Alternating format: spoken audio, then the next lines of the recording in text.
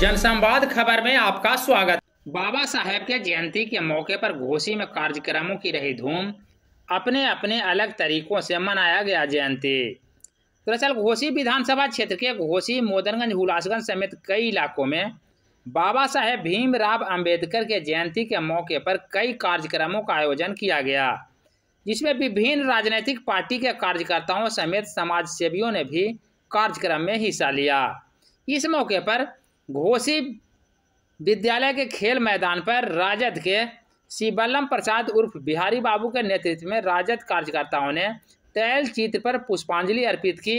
और वहीं घोसी के निजी सभागार में जदयू कार्यकर्ताओं ने भी बाबा साहेब के जयंती के मौके पर व्यक्तित्व और कृतित्व पर चर्चा किया। और वहीं मोदनगंज प्रखंड में मंडल अध्यक्ष निरंजन कुमार के नेतृत्व में भाजपा कार्यकर्ताओं ने बाबा साहेब के जयंती के मौके पर पुष्पांजलि अर्पित की और श्रद्धा सुमन अर्पित किया। कार्यक्रम का आयोजन किया गया। आज हम लोग बाबा साहब भीमराव अम्बेडकर जी के 132वीं जयंती समारोह मना रहे हैं। ऐसे व्यक्ति को हम लोग जयंती मना रहे हैं जिन्होंने देश को दिशा निर्देश दिया है। आज इन्हीं को बताए हुए रास्ता पर पूरे देश और संविधान चल रहा है। इसलिए हम बाबा साहब के चरणों में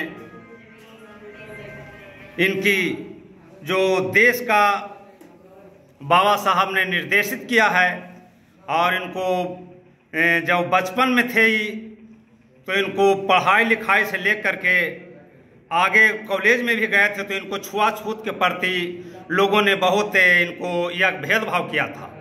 लेकिन उतना करते हुए भर में बाबा साहब ने अपने आखिरी मंजिल तक पहुंच करके ऐसा एक देश का महान नेता बने और वैसा बन गए कि ये संविधान का रचयिता बन गए। आज इनकी हम लोग वैसे विभूति को जयंती मना रहे हैं कि जो आज पूरा देश और दुनिया इन्हीं के दिशा निर्देश पर चल रहा है। क्या नाम हुआ?